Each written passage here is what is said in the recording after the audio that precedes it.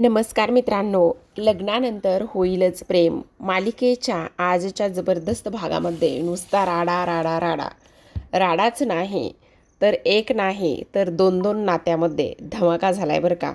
इथे नंदिनी आणि जीवाचं तर लागलंच आहे, तिकडे पार्थ आणि काव्याचं सुद्धा चांगलंच वाजलंय बरं का. पण पाहूया डिटेलमध्ये आजच्या या व्हिडिओमध्ये. सुरुवातीला काय होतंय ना, जीवा आणि नंदिनी हे दोघेही जण त्यांच्या बेडरूममध्ये आलेले असतात. आता जीवाला तर नंदिनीच्या मनामध्ये हे सगळं काही जे काहूर चाललंय ना, त्याबद्दल काही कसलीही खबर नसते बरं का. आता दोघेही जण जेव्हा खोलीमध्ये येतात त्यावेळेला मात्र इथे जीवा म्हणत असतो, बापरे बाप नंदिनी, खरंच पण तू ना खाली कमालच केलीस. एवढं सगळं काही केलंयस ना, त्यामुळे फार आनंद झाला बरं का मला. म्हणजे तू अशा पद्धतीने वागलीस ना, एका पॉईंटला तर असं वाटत होतं तू खरी खरीच चिडलीस म्हणून. पण ते सगळं काही पाहिलं आणि त्यामुळे त्यानंतर थोडासा जीवात जीवाला खरंच असं आता इथे तो बोलत असतो.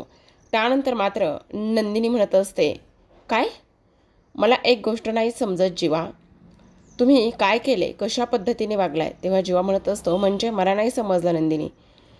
चोरवटीच्या दिवशी माझ्या हातामध्ये हा धागा तुम्ही मला गुंडाळला आणि चोरवटीच्या दिवशी हा धागा तुम्ही मला गुंडाळून मात्र इथे आर्याला एवढ्या उशिरा टिफिन घेऊन गेलात आणि तिथे जाऊन तिच्यासोबत कॅन्डल लाईट डिनर केलं. तिच्यासोबत कॅन्डल लाईट डिनर केलं आणि त्यानंतर मात्र तिला मिठी मारली.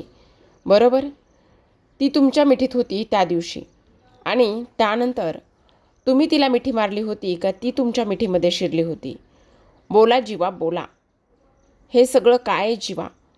इथे तुम्हाला बाबा व्हावं, इथे माझ्यामध्ये दोष आहे, मी फॉल्टी आहे म्हणून मी तुमच्या आनंदासाठी इथे सरोगेट आईचा आणि सरोगेट मदरचा तुम्हाला बाबा व्हावा होता यावं म्हणून मी ही फॉल्टी नंदिनी एवढ्या सगळ्या काही गोष्टींचा विचार करत आहे आणि तुम्ही मात्र तिच्या पाठीमागे आर्याला मिठी मारत आहात. तेव्हा जीवा म्हणत असतो, अगं नंदू, काय बोलतेस तू हे? नंदू नाही, नंदिनी नाव आहे माझं, समजलं तुम्हाला? नंदू नाही, नंदिनी आहे मी, नंदिनी. एक गोष्ट नीट कान उघडून लक्षात ठेवा जीवा, मला फसवताय तुम्ही, माझ्या पाठीमागे हे असं काहीतरी करताय, असं म्हणून नंदिनी चिडत असते. दुसऱ्या बाजूला मात्र विजांचा कडकडाट, काळोख, वारा हे सगळं काही एकत्र झालेलं असतं आणि तेव्हा आर्या तिचा आणि तिच्या नवऱ्याचा फोटो हातामध्ये घेऊन बसलेली असते आणि फोटोकडे पाहून म्हणत असते, दीप, खरं सांगू का, आज मात्र एक गोष्ट घडलेली आहे आणि ते म्हणजे तुला सांगू का, जेव्हापासून तू माझ्या आयुष्यातून गेलास ना, खरं तर मला फार जास्त इथे काळजी वाटत होती. मला अजिबात करमायचं नाही. तुझी प्रचंड नेहमीच आठवण मला यायची आणि एवढी सगळी आठवण येत असताना तुला एक गोष्ट सांगू का, आज मात्र जीवा माझी तेवढीच त्याच पद्धतीने चांगली काळजी घेत आहे. तुला सांगते, जसं तू मला पॅम्पर करायचं आहेस ना, त्याच पद्धतीने जीवा हल्ली मला पॅम्पर करतोय. सगळं काही अगदी माझ्या मनाप्रमाणेच तो वागतोय. हल्ली मी कुठे रुसून जाऊन बसले ना, तरीसुद्धा जीवाला बरोबर माहिती आहे मी कुठे असते म्हणून आणि तो त्या ठिकाणी मला शोधायला सुद्धा येतो. आज मात्र मला फार आनंद होतोय जीव दीप, असं ती त्याच्या फोटोकडे पाहून बोलत असते. खरं सांगू का, मी कुठेही हरवले तरी तो शोधायला येतोय, पण हल्ली ना मीच त्याच्यामध्ये हरवत चालले. खरंच जन्मेचे खूप छान आहे, असं ती त्याच्या फोटोकडे पाहून बोलत असते. तर दुसरीकडे मात्र जीवाने ती कॉलर सोडून घेतलेली असते आणि कॉलर सोडून घेतल्यानंतर आता मात्र तो नंदिनीला म्हणत असतो, नंदिनी, काय चाललंय तुझं? वेडी आहेस का तू? अशा पद्धतीने हा सगळा विचार तू का करतेस? तेव्हा मात्र नंदिनी म्हणत असते, का नको करू? सांगा ना, बोला ना, का नको करू? आत्तापर्यंत मला तेच वाटत होतं की नाही, हे सगळं आपण दोघं एकमेकांच्या विचाराने करत आहोत, पण तसं नाही आहे जीवा. आपण दोघंही जण एकमेकांच्या विचाराने अजिबातच करत नाही आहोत. आपण फार चुकीचा आणि चुकीच्या पद्धतीचा विचार करतोय जीवा. तुमच्या गोष्टी लक्षात येत आहेत का? तेव्हा मात्र इथे नंदिनी म्हणत असते, आज मात्र इथे पार्थमुळे माझे डोळे उघडले आहेत. तेव्हा मात्र जीवा म्हणत असतो, म्हणजे अगं नंदिनी, वेड्यासारखं नको बोलूस. नंदिनी म्हणत असते, हो जीवा. त्या चोरवटी दिवशी तुम्ही आर्यासाठी टिफिन घेऊन गेलात. तिला तिथे जाऊन घास भरवलात. त्याचबरोबर तिच्यासोबत कॅन्डल लाईट डिनर केलं. एवढंच नाही तर मग तिला मिठीसुद्धा मारली. इथे थकलेली बायको, पोटात बाळ नसताना सुद्धा चोरवटी करणारी बायको, तिचा थकवा, हे सगळं तुम्हाला नाही दिसलं. त्यावेळेला मात्र जीवा नंदिनीसमोर हात जोडतो आणि म्हणत असतो, चुकलं, माझं चुकलंच. मी हे सगळं करायला नकोच होतं, बरोबर.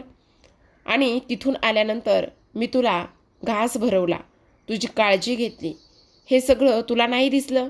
हो दिसलं ना, ते सगळं मला दिसलं जीवा. पण तुम्हाला सांगू, हे सरोगेट मदर आणि ह्या सरोगेट नात्याचा विचार करून हे सगळं मी तुमच्यामुळे केलेलं आहे. तुम्हाला बाबा होता यावं म्हणून मी केलेलं आहे. पण आज मात्र असं वाटतंय की मी स्वतःच्या पायावर धुंडा मारून घेतला आहे. जेव्हा तुम्ही तिच्यासाठी डबा घेऊन जाता तेव्हा ती किती आनंदात असते आणि जेव्हा मी डबा घेऊन जाते त्यावेळेला मात्र तिची किती चिडचिड होते. माझ्यासमोर तिने तुम्हाला जीवा न म्हणून जन्मे जय म्हणणं, त्याचबरोबर होणाऱ्या बाळाचे बाबा म्हणणं, ह्या सगळ्या गोष्टीचा त्रास होतोय मला. आत्तापर्यंत मी बोलून नाही दाखवलं, पण आज जेव्हा इथे पार्थने माझ्यासमोर सगळं काही चित्र क्रिएट केलं त्यावेळेस मला ह्या सगळ्या गोष्टीची जाणीव झाली आणि समजलं की नाही, हे सगळं असं अजिबातच नाही आहे म्हणून. त्यावेळेला मात्र जीवा नंदिनीचे गाल हातात धरतो आणि म्हणत असतो, नाही नंदिनी, आपण एकटे नाही आहोत, आपली टीम आहे, आपण दोघेही आहोत. तेव्हा मात्र नंदिनी पुन्हा जीवाला बाजूला करते आणि म्हणत असते, कसली टीम जीवा? कसले आपण दोघे? नाही. तिला मिठी मारत असताना तुम्ही मला विचारलं? तिच्यासोबत कॅन्डल लाईट डिनर करत असताना तुम्ही मला विचारलं? नाही विचारलं जीवा, नाही. ह्या सगळ्या गोष्टीचा आता ह्या नंदिनीला त्रास होतोय जीवा. आईनं सांगितलं होतं, ह्या सरोगेट मदरचा विचार करू नकोस. ह्याच खोलीमध्ये ती हे सगळं काही बोलली होती. त्यानंतर इथे पार्थला जे दिसलं ते मला कितीतरी दिवस दिसत होतं, पण मी मात्र त्या गोष्टीचा एवढा विचार नाही केला. आणि आज जेव्हा इथे पार्थने ते चित्र माझ्यासमोर मांडलं त्यावेळेस मला मात्र इथे काव्या आणि पार्थ ह्या दोघांच्याही बोलण्याचे अर्थ समजू लागलेले आहेत जीवा.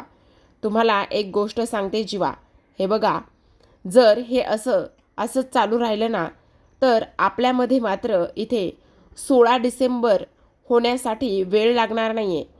काव्याला विसरून जसं तुम्ही माझ्या प्रेमात पडलात आणि मला विसरून तुम्ही आता इकडे आर्याच्या प्रेमात पडताय, हे मात्र मला दिसत आहे जीवा. असं बोलल्याबरोबर जीवाला मात्र धक्का बसतो. जीवा म्हणत असतो, नंदिनी काय बोलतेस तू हे?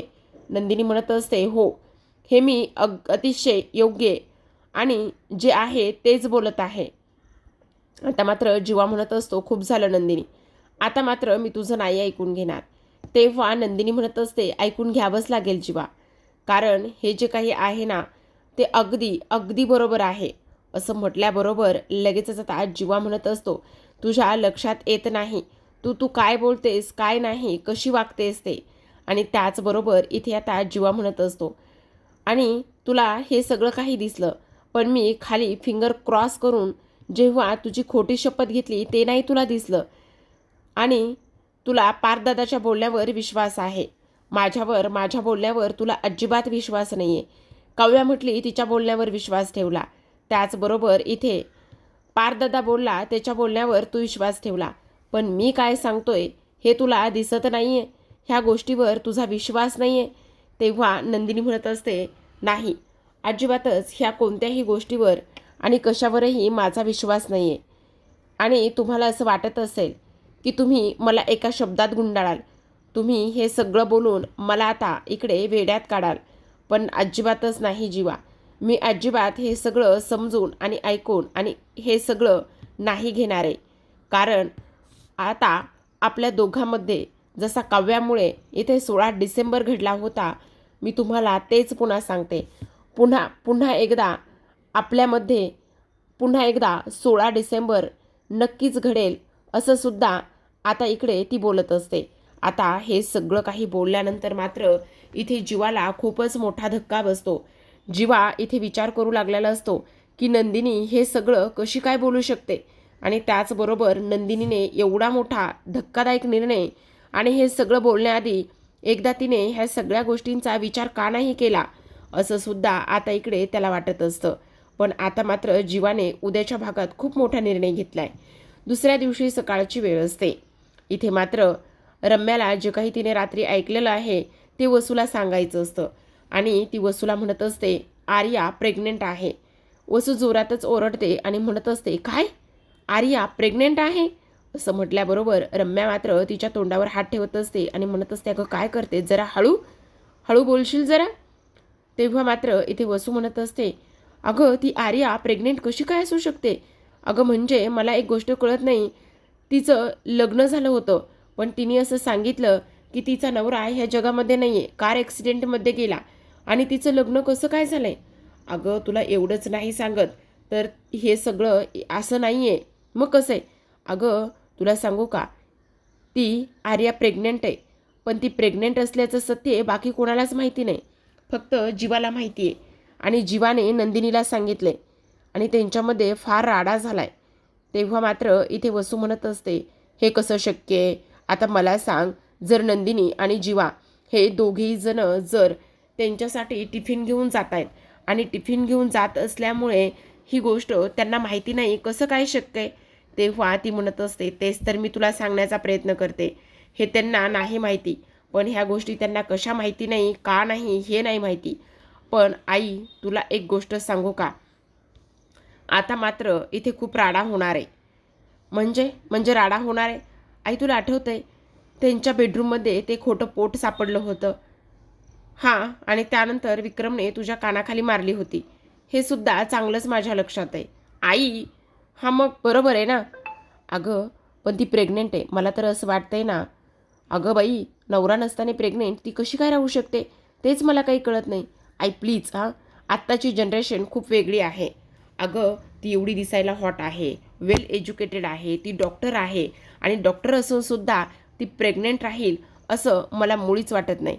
ह्या सगळ्या गोष्टींना कुठेतरी विचित्र आहेत, ह्या सगळ्या गोष्टींना कुठेतरी पाणी मुरतंय असंच मला वाटतंय. त्यावेळेला मात्र इथे ती म्हणत असते आई, पाणी मुरण्याचं आणि वेगळं काय, हल्लीची जनरेशन अशीच आहे अगं आई. म्हणजे बघ ना, एखादा तिचा बॉयफ्रेंड असू शकतो. अगं बॉयफ्रेंड असला म्हणून काय प्रेग्नेंट असणं हे कसं आणि कितीपर्यंत आहे? आई प्लीज ना, तू जरा शांत बस. नाही बाई, शांत कशी बसणार आहे? हे सगळं असं होतंय आणि तू मला अशा पद्धतीने हे सांगतेस, हे तर मला नाही वाटत हे सगळं ह्या पद्धतीने शक्य होत असेल म्हणून. तेव्हा रम्या म्हणत असते अगाई होऊ शकतं. आता मला सांग, ह्या जर गोष्टी इथे जीवाला माहिती आहेत आणि नंदिनीला माहिती नाही म्हटल्यावर, मग आता वसू म्हणत असते पण नंदिनीला कसं काय माहिती नसेल गं, मला तेच काही समजत नाही. आणि जीवाने इथे लपून का बरं ठेवलं असेल ते सुद्धा कळत नाही. मग आई तेच मी सांगण्याचा प्रयत्न करते तुला. मग आता ह्या दोघी जणी फार विचार करत असतात, फार डोक्याला ताण देत असतात. तेव्हा मात्र वसू म्हणत असते हे बघ रम्या, तुला एक गोष्ट सांगू का, ती आर्या जी आहे ना, तिचं काही मला खरं दिसत नाही आहे बघ. म्हणजे ती मुलगीच मला पहिल्यापासून आवडत नाही. तेव्हा रम्या म्हणत असते हो आई, तू बोलतेस ना ते अगदी बरोबर आहे, पण आता तिचं प्रेग्नेन्सीचं सत्य शोधून काढायलाच पाहिजे. तिच्या पोटामध्ये बाळ कोणाचं आहे हे शोधून काढायलाच पाहिजे. दुसरीकडे मात्र वाद लागलेला असतो, म्हणजे खूप जास्त गोंधळेवर का आता ह्याच्यामध्ये. कारण काय ना, आता काव्याला ना रात्री झालेला ड्रामा अजिबात माहिती नसतो आणि पार्थला फारसं काही काव्याला सांगायचं नसतं. आता काव्या म्हणत असते काय देशमुख, मला तर तुमच्या ह्या बोलण्यावर विश्वासच बसत नाही की तुम्हाला इथे समजतंय की जीवाने सांगितलं आणि तुम्ही त्या गोष्टीवर विश्वास ठेवला. जीवाने सांगितलं त्याचं आणि आर्याचं काहीच अफेअर वगैरे सुरू नाही आहे आणि तुम्ही त्यावर विश्वाससुद्धा ठेवला. कसं काय कसं काय विश्वास कसा काय पेटला? आणि मला एक गोष्ट समजत नाही, मुळात मी तिथे नसताना तुम्ही हा विषय काढलातच कसा? मला सोडून तुम्ही ह्या विषयाला हात घातलाच कसा? तेव्हा मात्र इथे पार्थ म्हणत असतो त्याचं काय झालं, खरं तर रात्री आम्हाला यायला उशीर झाला आणि जेव्हा आम्ही आलो होतो ना त्यावेळेला मात्र तुम्ही शांतपणे झोपला होतात आणि तुम्ही झोपलेल्या असल्या कारणामुळे ना हे काही तुम्हाला सांगता आलं नाही. मग आता काव्या कमरेवर हात ठेवते आणि म्हणत असते आत्ताच्या आत्ता सगळं काही मला ए टू झेड एकही पॉईंट मिस न करता तुम्ही मला सांगणार आहात. पार्थ तेव्हा विचारात हरवतो. दुसरीकडे वसुरम्या ह्या डोक्याला ताण देत असतात आणि म्हणत असतात नाही, काही जरी झालं ना तरी शोधलं पाहिजे. आई, मला एक गोष्ट सांग, ती कोणाला तरी सरोगेट मदर बनली असेल का? सरोगेट मदर म्हणजे? आई ऐक ना, लास्ट टाईम काय झालं होतं, इथे नंदिनीचं खोटं पोट सापडलं होतं. मला असं वाटतंय की इथे ना तिच्या पोटामध्ये ना काय जीवाचं बाळ, असं दोघी जणी एकत्रच बोलतात. आणि रम्यासुद्धा म्हणत असते हो, ती ती ना जीवापासूनच प्रेग्नेंट असेल. पण कसं? आणि तेव्हा वसू म्हणत असते, पण नंदिनीच्या पोटात बाळ? आई, आपल्याला माहिती आहे का पोटात बाळ आहे की नाही? खोटं पोटसुद्धा सापडलं होतं. आता मात्र आपल्याला एकच गोष्ट शोधायची आहे, ते म्हणजे की आर्याच्या पोटामध्ये असणारं बाळ हे कोणाचं आहे. आता दोघीजणी पुन्हा एकदा सोबतच जीवा असं म्हटल्याबरोबर त्यांना मात्र इथे खूप आनंद झालेला असतो की जीवाचं आणि आर्याचं नातं, ह्या सगळ्या गोष्टी पाहून एकंदरीत त्यांना असंच वाटत असतं की जीवा आणि त्यासोबत आर्या ह्या दोघांची चांगली मैत्री आहे. आणि मैत्री असल्या कारणाने बहुतेक आर्या ही सिंगल आहे आणि सिंगल ही नक्कीच जीवापासून प्रेग्नंट असेल, असं ह्या सगळ्या गोष्टी तिला आता इथे वाटत असतात. आणि ह्या दोघींनी मात्र बरोबर निशाणा साधलेला असतो. आता ह्या दोघींचा निशाणा कुठंपर्यंत आणि कसा जाऊन पोहोचेल हे मात्र त्यांना सुद्धा कळत नसतं. पण असो, आता ह्या दोघीजणी एवढं सगळं काही बोलत आहेत. आणि एवढं सगळं काही बोलल्यानंतर आता मात्र वसू म्हणत असते, बाई रम्या, तुला एक गोष्ट सांगू का, जे काही करशील ना ते व्यवस्थित कर. म्हणजे कसं आहे ना, पुढे जाऊन आपल्यालाच इथे कसलाही त्रास होता कामा नये. तेव्हा मात्र इथे रम्या म्हणत असते, आई तू नको काळजी करूस ग, आता खरी मजा आता इथून पुढे येणार आहे. खरं सांगते तुला, काही जरी झालं ना तरी, अगं रम्या, ते सगळं काही ठीक आहे, काही जरी झालं ना तरीसुद्धा, पण मला ना अजूनही टेन्शनच येते. त्यावर ती म्हणत असते, आई तू नको टेन्शन घेऊ, मी आहे ना, आपण कसं सगळं व्यवस्थित करणार आहोत. आणि स्टेप बाय स्टेप आणि सगळ्या गोष्टींचा व्यवस्थित विचार करूनच हे सगळं काही आपण करणार आहोत, असं सुद्धा आता इकडे ती बोलू लागलेली असते. त्याचसोबत वसू म्हणत असते, हो ते सगळं काही आहे खरं, पण पण काय आता आई, आता पण बिन काही नाही, तुला सांगते, काही हे सगळं करण्याची काहीच गरज नाही आहे. आता मात्र इथे खरी सुरुवात आणि खरी मजा होणार आहे. आता हे सगळं काही सुरू असताना दुसऱ्या बाजूला इथे काव्या म्हणत असते, देशमुख, मला ना आता एकही पॉईंट मिस झाला नाही पाहिजे. सगळ्या गोष्टी तुम्ही व्यवस्थित मला सांगायच्या आहेत. आणि एवढंच नाही देशमुख, तर तुम्हाला आणखी एक गोष्ट मी सांगते. तुमचा ह्या सगळ्या गोष्टीवर विश्वास बसला म्हणतात ना, पण मला ते सगळं जाणून घ्यायचं आहे. जोपर्यंत तुम्ही मला त्या सगळ्या गोष्टी सांगत नाही, तोपर्यंत मी इथे अजिबात विश्वास ठेवणार नाही. आणि सांगा ना, बोला देशमुख, बोला, कुठे हरवला आहात? आणि नंदिनीताईनं ह्या सगळ्या गोष्टीवर इथे विश्वाससुद्धा ठेवला, असं सुद्धा आता इकडे ती त्याला विचारत असते.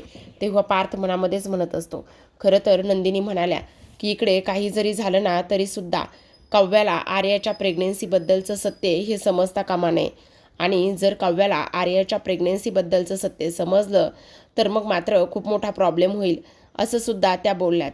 त्यामुळे मात्र आपण हे सगळं काही सांगायला नको, असं सुद्धा आता इकडे ती बोलत असते. तेव्हा काव्या पुन्हा एकदा पार्थला म्हणत असते, काय झाले, तुम्ही बोलणार आहात की नाही? तुम्ही मला हे सगळं काही कसं झालंय, काय झालंय, ह्या सगळ्या गोष्टी सांगणार आहात की नाही? सांगा देशमुख, बोला पटकन, हे सगळं काय झालंय? आणि त्याहूनही सगळ्यात महत्त्वाची गोष्ट म्हणजे त्या जीवावर कसा काय विश्वास तुम्ही ठेवला? बोला, सांगा पटापट, असं म्हटल्याबरोबर आता लगेचच इकडे पार्थ म्हणत असतो, म्हणजे त्याचं काय आहे ना, जीवाने इथे कबूल केले की तो आर्यासाठी टिफिन घेऊन जात होता. पण का टिफिन घेऊन जात होता? त्याचं काय आहे ना, आर्याचं पोट बिघडलं. मग मला एक गोष्ट सांगा, आम्ही सगळे घरामध्ये होतो, तर घरातल्या लोकांना सांगून टिफिन न्यायचा ना, किंवा आम्ही कोणीतरी बनवून दिला असताना ते त्याला नाही का सांगावं असं वाटलं? त्यावेळेला तो म्हणत असतो, नाही, त्याचं काय ना, त्याचं असं वाटलं की तुम्ही आणि नंदिनी दोघीजणी प्रेग्नेंट आहात ना, आणि तुम्ही दोघीजणी प्रेग्नेंट असल्यामुळे ना तुम्हाला त्रास होऊ नये, ह्या सगळ्या गोष्टी होऊ नये ना, म्हणून त्यांनी कोणालाही सांगणं गरजेचं समजलं नाही. आणि त्यामुळे तो स्वतः टिफिन घेऊन जात होता. तेव्हा काव्या म्हणत असते, ते सगळं ठीक आहे, पण मला एक गोष्ट सांगा, तिचं पोट कशाने बिघडलं? आणि पोट बिघडलं तर इथे घरचा टिफिन घेऊन जाण्याची काय गरज आहे?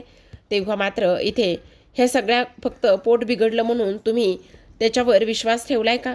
त्यावर पार्थ म्हणत असतो, नाही, त्याच्यामुळे नाही विश्वास ठेवला. म्हणजे त्याने ना इथे नंदिनीची शपथसुद्धा घेतली. काय?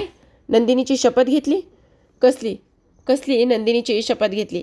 काय केलं त्यानं?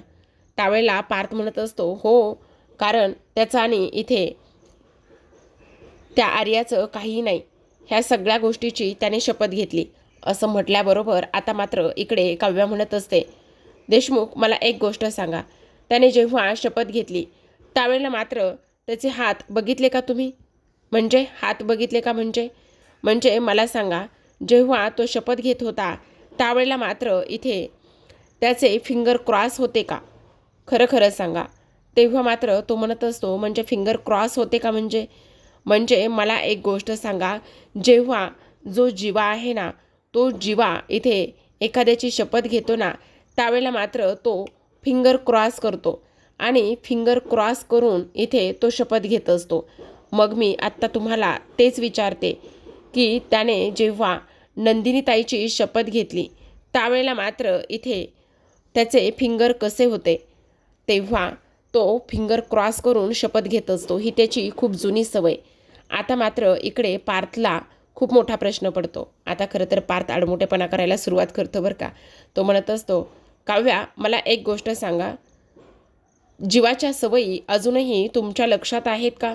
म्हणजे तो इथे फिंगर क्रॉस करून शपथ घेतो, ही गोष्ट अजूनही तुमच्या लक्षात आहे? तुम्ही ती गोष्ट अजूनही विसरला नाही आहात का? असं म्हटल्याबरोबर काव्याला मात्र खूपच मोठा धक्का बसतो की पार्थ असं कसं विचारू शकतो. त्यावेळेला मात्र काव्या म्हणत असते, देशमुख काय बोलताय तुम्ही हे? हां, आणि ह्या गोष्टी तुम्ही आत्ता मला विचारताय? आहे त्याची ती सवय फिंगर क्रॉस करून घेण्याची. शपथ घेतो जर कोणाची खोटी शपथ घ्यायची असेल तर. आणि ह्यामध्ये माझ्या सवयी आणि त्याचबरोबर त्या आठवणी ह्या कुठून आल्यामध्येच?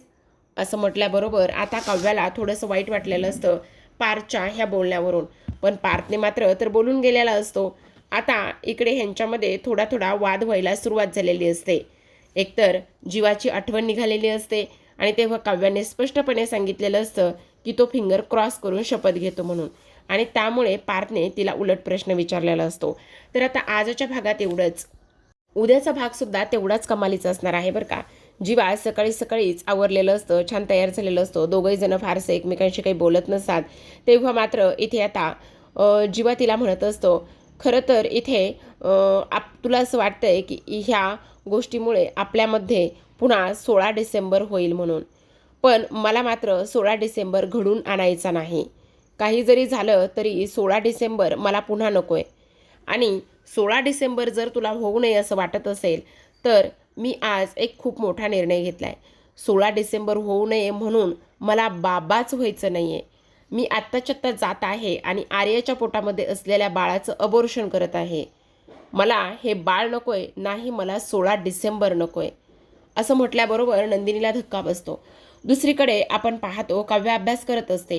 तेवढ्यातच पार्थ तिथे येतो आणि पार्थ काव्याला म्हणत असतो, काय हॉस्पिटलमध्ये जायचे, डेट आहे, एक्झामची डेट आणि अभ्यासाची डेट तुमच्या लक्षात राहते, पण हॉस्पिटलची डेट मात्र तुमच्या लक्षात राहत नाही का? तेव्हा मात्र काव्या उठून बसते आणि म्हणत असते, पार्थ आत्ता मात्र तुम्ही खूप जास्त आडमुठेपणा करायला लागलेला आहात. ही गोष्ट तुमच्या लक्षात येते का? ठीक आहे, मी आवरायला घेते. असं म्हणून काव्या हॉस्पिटलमध्ये जायला आवरायला घेत असते. तेव्हा मात्र पार्थ हे बुक्स बंद करतो आणि त्यानंतर विचारामध्ये हरवलेला असतो. तर आता प्रेक्षकांनो, ह्या दोघांमध्ये थोडंसं भांडणाला सुरुवात झालेली आहे. पाहूयात उद्याच्या भागात नेमकं काय घडतंय. त्यासाठी चॅनलला सबस्क्राईब